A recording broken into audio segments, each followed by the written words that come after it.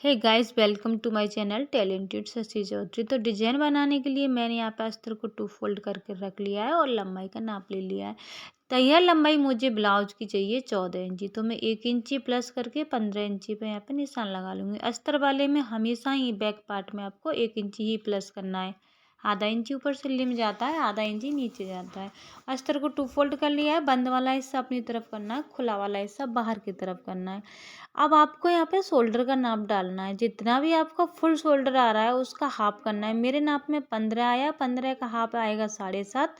7.5 में से मैं यहाँ पे 1.5 इंची कम कर दूंगी। 1.5 इंची हम कम कब करते हैं? जब हम टीप गला रखनी है, मतलब 10 इंची तक का आपको गला रखना है। तो आप जितना भी आपका तीरा आ रहा है उसका हाफ करना है और उसमें से 1.5 इंची कम कर देना है। और यहाँ पे आर्महोल की नीचे भी मैंने 6 इंची ली है और यहाँ पे आर्महोल की शेप ड्रॉ कर देनी है। आर्म होल की शेप ड्रॉ कर दी है मैंने और आधा इंची हमारा शोल्डर सिलने में जाएगा, उसका निशान लगा लिया है। मेरा अपर चेस्ट आ रहा है 38, तो 38 का चौथा हिस्सा लूँगी मैं यहाँ पे 9.5 इंची। कमर आ रही है मेरे नाप में 36 इंची, तो 36 का चौथा हिस्सा लूँगी 9 इंच आएगा। 36 का चौथा हिस्सा 9 इंची आएगा और यहाँ पे 1.25 इंची डॉट के लिए लेना है नीचे की तरफ और इन दोनों निशानों को आपस में मिला देना है। ये हमारा फिटिंग का निशान रहने वाला है। इसके बाद लेना है आपको यहाँ पे मार्जिन और आपको यहाँ पे ध्यान रखना है, मैं ये ब्लाउज की जो कटिंग कर रही हूँ बैक पार्ट की मैं कटिंग अपर चेस्ट के अकॉर्डिंग कर रही हूँ। फ्रंट पार्ट की कटिंग इसमें दूसरे तरीके से होगी। फ्रंट पार्ट की कटिंग फुल बस्ट के अकॉर्डिंग होगी। उसमें कितना प्लस करते हैं, क्या करते हैं, तो वो सब कुछ मैं नहीं दिखाने वाली। सिर्फ यहाँ पे बैक पार्ट की डिजाइन रहने वाली है। यहाँ पे मेरे बॉडी नाप में जो आर्महोल राउंड आ रहा है वो 16 इंची आ रहा है। जितना भी आपका बॉडी नाप में आर्महोल राउंड आए उसमें 1 इंची प्लस कर लेना। तो मेरा यहाँ पे 16 में 1 इंची प्लस कर लिया 17। 17 का हम हाफ करेंगे तो 8.5 इंची आएगा। तो यहाँ पे मेरा आर्महोल राउंड पहुँच रहा है 9.25 इंची। तो इस तरीके से मैं यहाँ पे कम कर लूँगी आर्महोल को और दोबारा से यहाँ पे आर्महोल राउंड में दे दूँगी।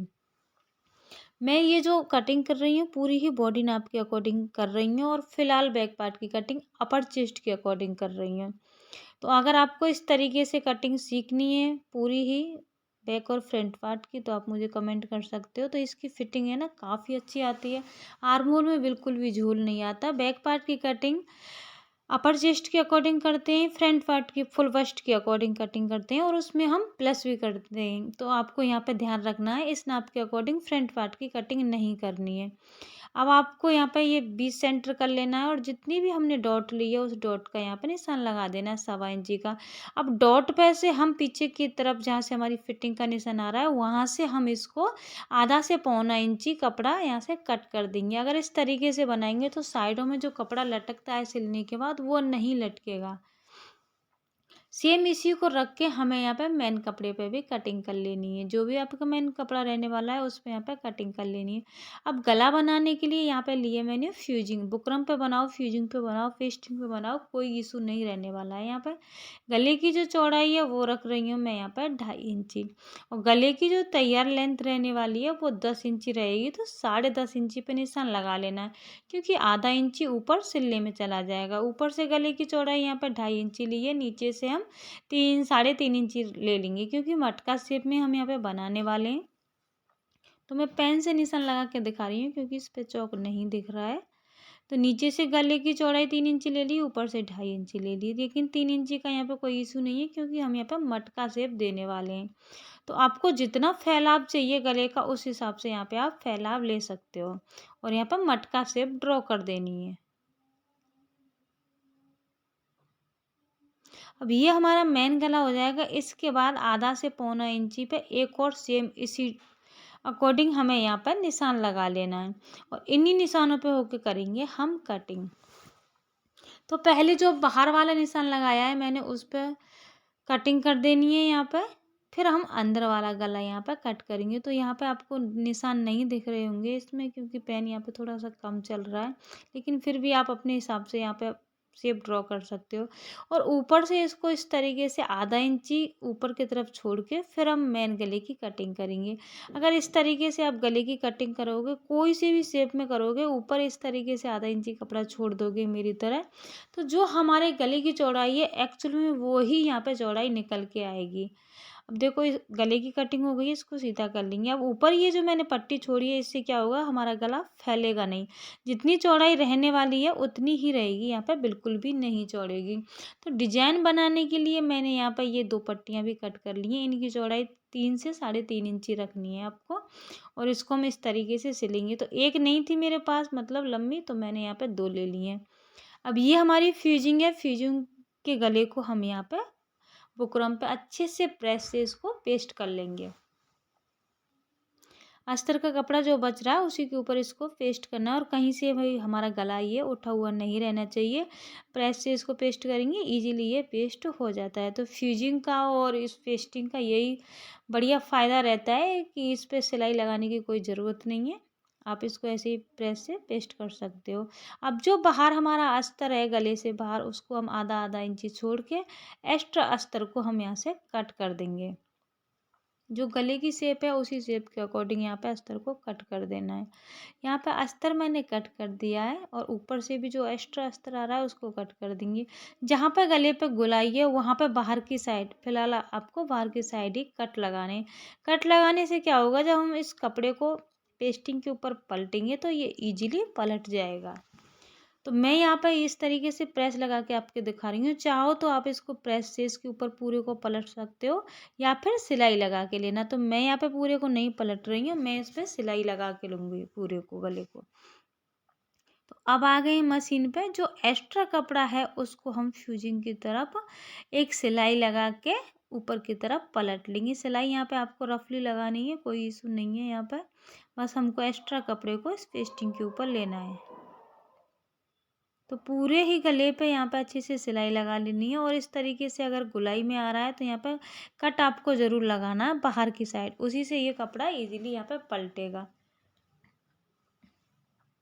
कपड़ा हमारा पलट गया है। गले को हम इस तरीके से 2 फोल्ड करेंगे, बीच में से फोल्ड कर देंगे, बीच सेंटर पे एक कट लगाना है। सेम इसी तरीके से एक कट नीचे की साइड लगाना है। कट ये बहुत मामूली सा लगाना है, आपको ध्यान रखना है। अब आपको बैक पार्ट को लेना है और मेन फैब्रिक को लेना है, मतलब दोनों ही अस्तर और मेन फैब्रिक को लेंगे। हम सिलाई लगा के इसको चारों तरफ से फिक्स कर लेंगे। मैं इसको नीचे से पलटने वाली नहीं हूँ, बस मैं इसको फिक्स करूँगी सिलाई लगा के, क्योंकि नीचे मैं दूसरी पट्टी लगा के उसको अंदर की साइड पलटने वाली हूँ। मैंने यहाँ पे सिलाई लगा के कंप्लीट कर ली है, और एक्स्ट्रा कपड़े को हम यहाँ पे कट कर देंगे, क्योंकि जो मेन कटिंग हुई है हमारी वो हुई है अस्तर पे। जो मेन फैब्रिक है हमारा वो है सभी साइडों से आधा आधा इंची एक्स्ट्रा। तो सिलाई लगाने के बाद इस तरीके से चारों ही साइड से एक्स्ट्रा कपड़े को यहाँ पर कट कर लेना है। जो अस्तर से एक्स्ट्रा आ रहा है उसको यहाँ पर कट कर देना है। एक्स्ट्रा कपड़ा कट कर दिया है। अब हम बैक पार्ट को पलटेंगे 20 सेंटर पे से, बिल्कुल इसका 20 सेंटर निकालेंगे, और जिस तरीके से हमने गले में कट लगाया उसी तरीके से अब बैक पार्ट पे भी 20 सेंटर पे एक कट लगा लेना है, और यहाँ पे एक 20 सेंटर पर लाइन ड्रॉ कर लेनी है चौक की सहायता से, ताकि हमें यहाँ पे बैक पार्ट का 20 सेंटर मिल जाए। ये हमारी लाइन ड्रॉ हो गई है, इसको मैं और थोड़ा सा डार्क कर लूँगी यहाँ पे। अब ये जो हमारा बैक पार्ट है वो ऊपर की साइड सीधा है, आपको ध्यान रखना है। अब गला रखना है इसके ऊपर, गला अंदर की साइड सीधा होना चाहिए, और दोनों का जो 20 सेंटर का कट है वो कट से कट मिला लेना है, और 20 सेंटर पे एक रफली सिलाई लगा देनी है। ये आप सिलाई आपको रफली ही लगानी है, मतलब बड़ी वाली सिलाई लगानी है। और यहाँ पे हम इसको फिक्स कर लेंगे। इस सिलाई लगाने से ये फ़ायदा होने वाला है कि हमारा गला इधर उधर नहीं खिसकेगा, और हमें यहाँ पे 20 सेंटर मिल गया है। अब जिस शेप में हमने यहाँ पे गला कट किया है उसी शेप में हमें यहाँ पे सिलाई लगा लेनी है। सिलाई ना तो गले के ऊपर चढ़नी चाहिए, मतलब जो हमारी पेस्टिंग है उसके ऊपर नहीं जानी चाहिए सिलाई, ना उससे दूर जानी चाहिए। तो गले की शेप परफेक्ट आए उसके लिए यही सिलाई यहाँ पे ज़्यादा मायने रख दिए। ये जो जिस तरह शेप में आप सिलाई लगाओगे उसी शेप में यहाँ पे गला बनेगा। तो दोनों साइड से इसी तरीके से गले को फिक्स कर लेना है। मैंने दोनों साइड से गले को फिक्स कर लिया है। अब अंदर के कपड़े को हम काटेंगे। यहाँ पे हमारी सिलाई है, सिलाई से हम 1 से 1.5 सूत कपड़ा छोड़ के और एक्स्ट्रा कपड़े की यहाँ पे कटिंग कर देंगे। पूरे ही गले में 1.5 से 2 सूत आपको यहाँ पर कपड़ा छोड़ना है और एक्स्ट्रा कपड़े को यहाँ पर कट कर देना है। एक्स्ट्रा कपड़ा यहाँ पर कट कर दिया है। अब गले की जो गुलाई है उसमें छोटे छोटे से कट लगाने हैं। कट लगाते वक्त ध्यान रखना है कि आपकी सिलाई नहीं कटनी चाहिए। कट लगाने के बाद इस हम पेस्टिंग वाले गले को अंदर की साइड पलट लेंगे एक सिलाई लगा के।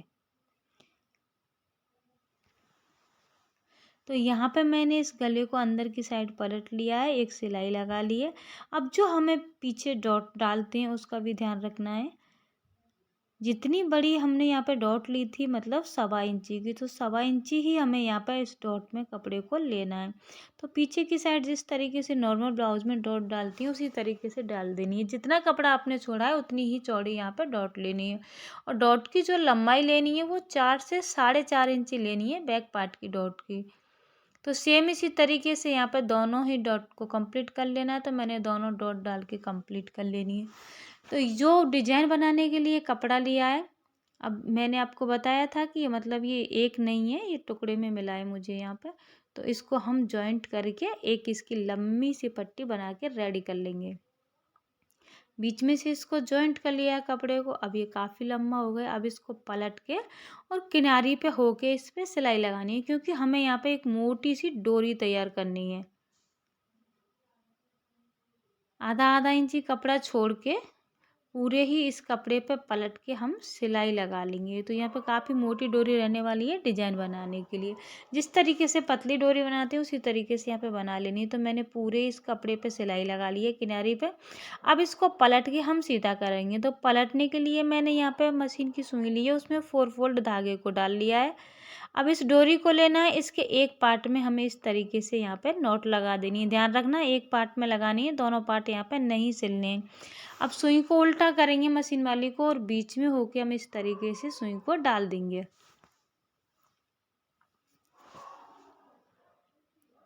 तो पूरे ही कपड़े में होके हमें यहाँ पे इस सुई को निकालना है और इस तरीके से आपको इकट्ठे करते जाना है, पीछे की साइड कपड़े को छोड़ते जाना है।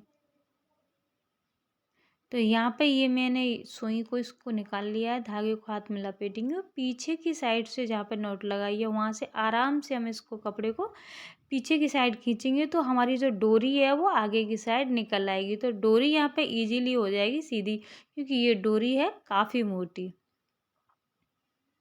तो पूरी डोरी को यहाँ पे इस तरीके से सीधा कर लेना है। पूरी डोरी कर ली है मैंने यहाँ पे सीधी। अब जो हमारा धागा था उसको हम यहाँ से कट कर देंगे। धागे को कट कर दिया है। अब इस पूरी डोरी में हमें यहाँ पे चुन्नट डालनी है आधा आधा इंची की दूरी से।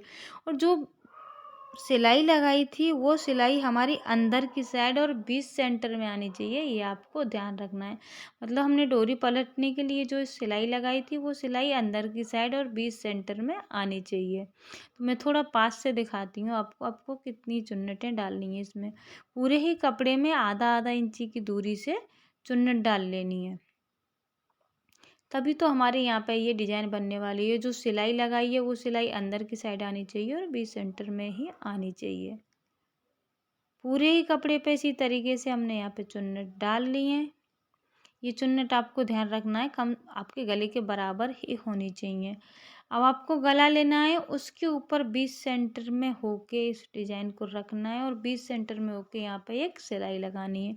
जो शेप आपकी गले की है उसी शेप के अकॉर्डिंग इस डिज़ाइन को रखते हुए जाना है और सिलाई लगाते जाना है। ये सिलाई आपको पक्की लगानी है, ये ध्यान रखना है। तो पूरे गले पे मैंने यहाँ पे सिलाई लगा के कर ली है कंप्लीट।